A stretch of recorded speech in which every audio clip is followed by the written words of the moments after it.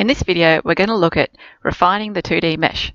We're going to add roughness zones, use the geometry tools, add some voids, add some break lines, use the mesh zones, use the mesh level zones, set 2D result locations, and review the mesh.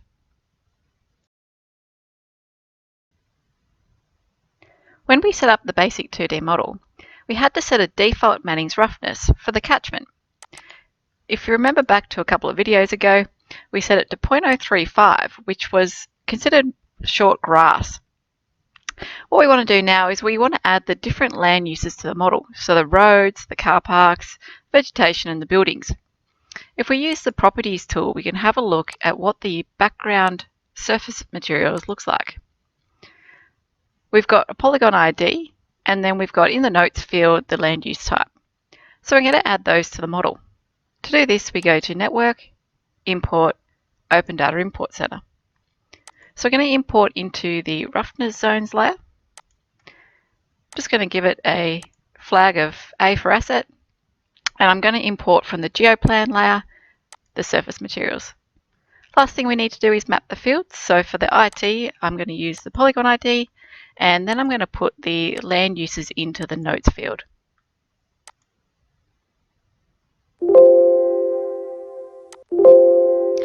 So we get a warning there just that it's importing into the projection of the geoplan, and we can close that one. So we can't actually see the new roughness zone yet because we need to turn it on under the properties and themes. So scroll down to roughness zones and check on the display. And what I want to do is I want to use a theme that actually describes the land uses of these polygons. So under the master database, transportable files, I'm just going to drag in the theme for the roughness zones. And this is going to apply colors for the different land uses. If I have a look at the thematic map and expand the roughness zones, we will see the different land uses for the different colors. Now if I have a look at those polygons in the grid view, opening up a new polygons window and clicking on the roughness tab, we will see the ID, the area, and the actual land use in the notes field. What's missing is the Manning's roughness, and that's the column that we actually need for the engine. So what we're going to do is we're going to use a stored query to actually apply Manning's roughness based on the land use type. So I'll just tile this vertically so I can see my table and my geoplan. And I'm going to use the stored query that I've already set up before for a previous project, which is the set Manning's roughness. So what we're going to do is we're going to select the polygons that have the different land use types and provide a Manning's roughness. What I'm going to do is I'm just going to change the buildings from 0.016, which I've used in a previous project, to 0.02. And then we can just hit apply. Now if I close that one, we can save the changes. If I close that one, we should see the different Manning's roughness. And you can see there that we've got different ones for the different land uses. To apply the different Manning's values to the 2D elements, we need to make sure that the 2D zone is selected and then remesh.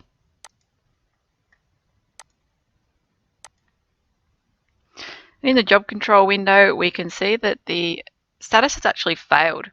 So if I click on the see mesh log and show log, if I scroll down to the bottom, we can see that we've actually got 3 errors, and they're all intersection errors. So the roughness zone of the buildings is intersecting with the car park layer.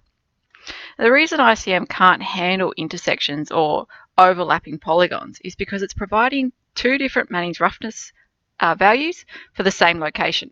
It doesn't know which one to apply. So we'll need to remove these overlapping polygons before we can move on. So to solve this problem, I'm actually going to use ICM's geometry tools to trim the car park and the vegetation using the building polygons. So I'll close the log file.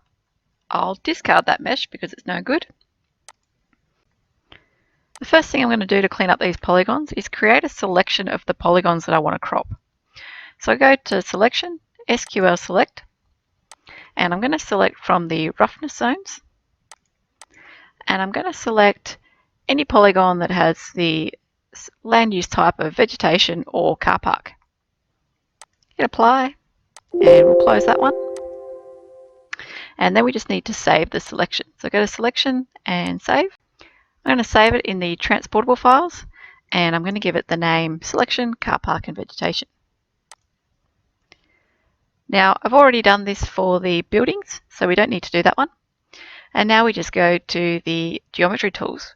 Before we use any of the geometry tools, it's a really good idea to clear the selection and then go to Model, Geometry, and we're going to crop selected overlapping polygons or objects. There's lots of different geometry or GIS tools that you can use, but we'll just use this one for now. So the objects that we're going to crop is the car parks and vegetation, and we're going to crop against the buildings. So this is going to mean that the buildings are actually taking priority with that Manning's N. Click OK. And if I scroll down, we'll get the information that 3 objects were cropped and 20 were left unchanged. So that's really good. Since we had 3 warnings, it's a good indication that we've cropped the right polygons. Now that we've done that, we can remesh.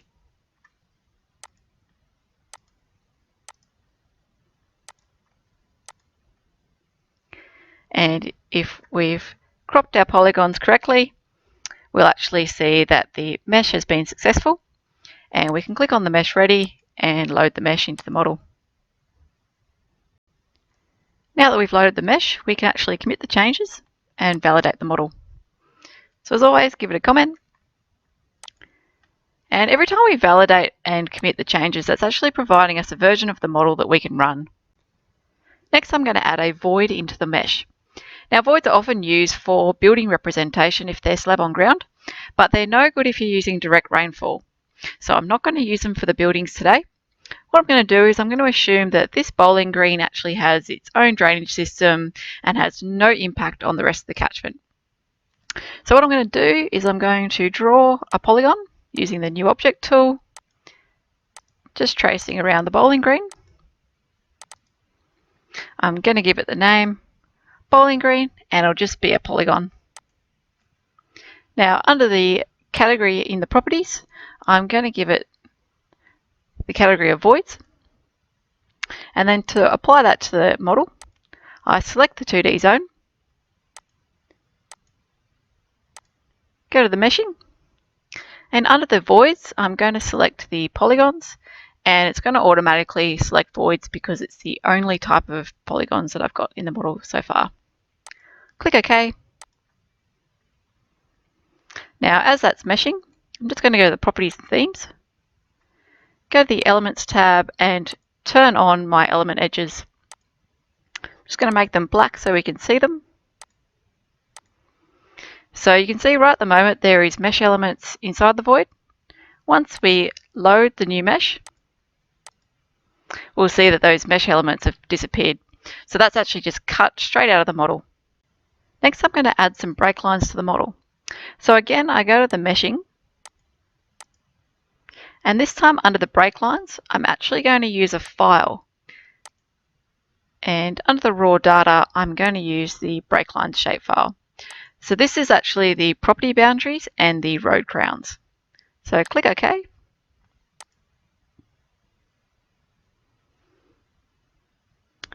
And I'll just move across to where we've got some nice road details. And we'll just load in that mesh. And we'll now see that the mesh elements are actually snapping to the property boundary and also the road crown. So you might have noticed that the elements within the road are quite large for a road in an urban catchment. One thing that's really nice about a mesh is we can change that really easily. So what I'm going to do is I'm going to use the polygons from the land use, take a copy of that and create mesh zones. So first off, we're going to select the polygons for the roads, and I'm just going to use a stored query that I've already set up and drag that on. I'm just going to go edit, copy the objects, and then go edit and paste the objects. So that's pasted that onto the land use layer. And what I want to do is I want to go to the selection operations, and change the polygon type. So I'm going to change it from the roughness zone, and I'm going to select mesh zone. It'll give us a little notification that that's changed. And if I go back to my polygons grid window and I flip over to the mesh zone tab, we'll see that we've now got some mesh zones. What I'm going to do is I'm going to click on the maximum triangle area, right click and set the current cell value to a maximum of 5. And then I'm going to override the minimum element area by checking on the tick box, and I'm going to select the minimum element area to 1. So comparing that to the rest of the 2D zone, we had a maximum of 20 and a minimum of 2. So this will be a lot more detail in the mesh. So to apply that, we make sure we highlight the 2D zone, go to Model, Meshing, and mesh the 2D zones.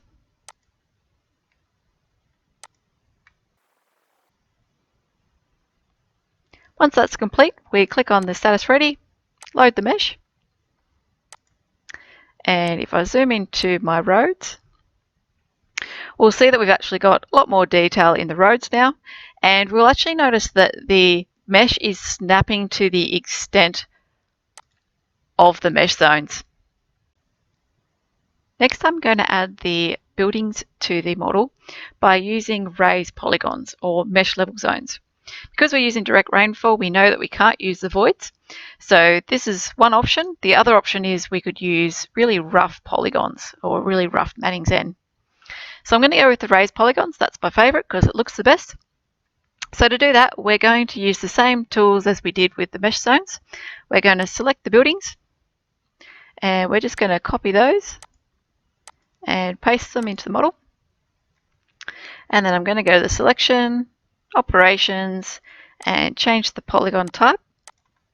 And this time I'm going to change it to mesh level zone. Click OK, and it'll give us the notes. Now I'm just going to use the stored query to raise the buildings. So I double click on the set building levels. And what this stored query is going to do is it's going to select from the mesh level zones.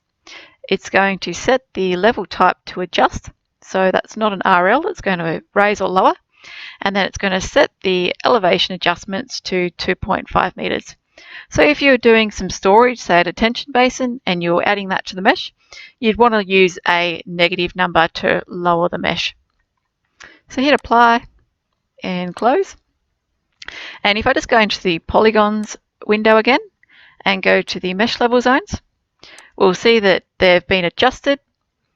And if I double click on any of these rows and go into the vertices, it should be adjusted by 2.5 meters.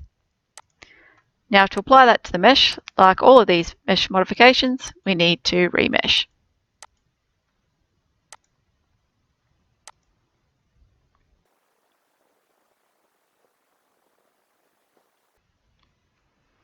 Once the mesh is ready, we'll just load the mesh in.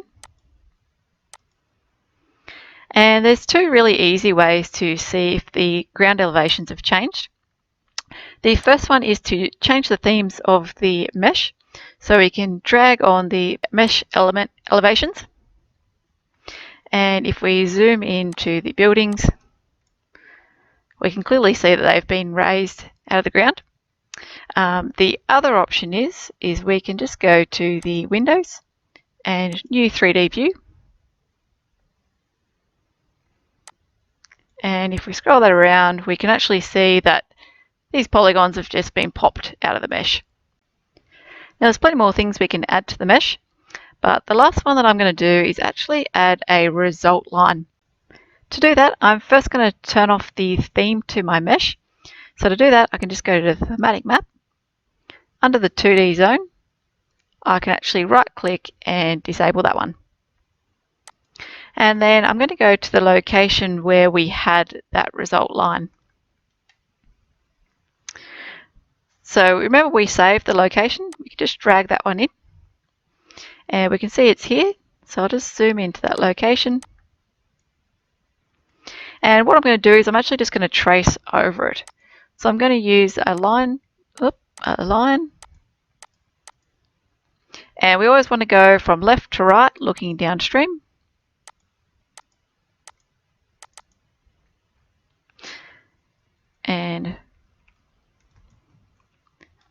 call it network result, and it's going to be a network result line. Click OK. And while we're at it, we might actually put in a point as well in the middle there.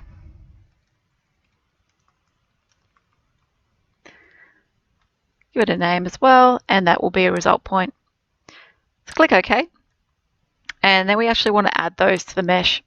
So that will give us the detail that we want to be able to do R&R statistics.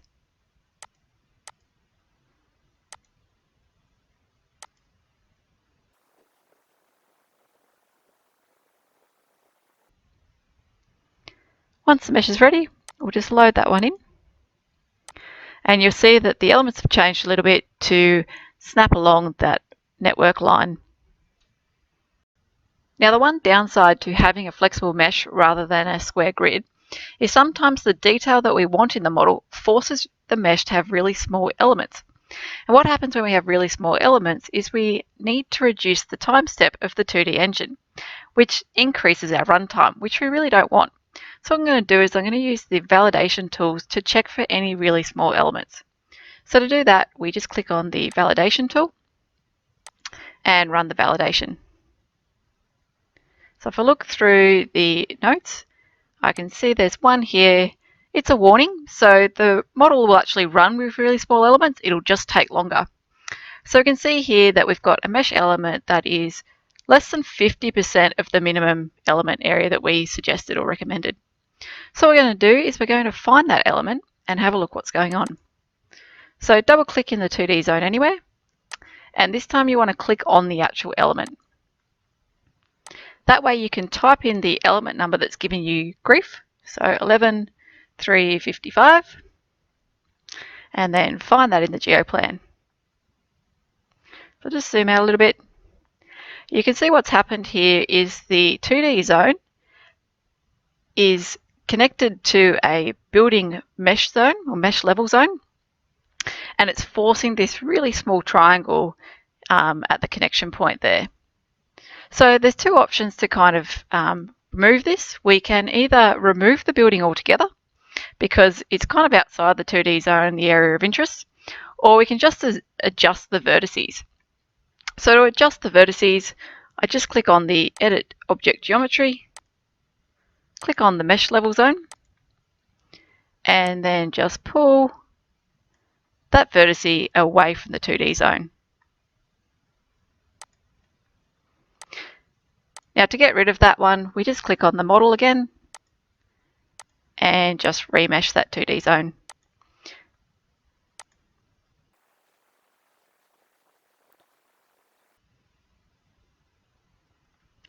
Once the mesh is ready, we'll load that one in. And we can just use the validation tool again to check for any other small elements. And all those errors or those warnings related to the mesh areas has disappeared. And so we can actually go and commit the changes there. Right click on the urban network and commit changes. We've done quite a bit in this version, so make sure you add all the details so that you can relate back to this version later on. And you won't need to validate the model because we already did that step previously.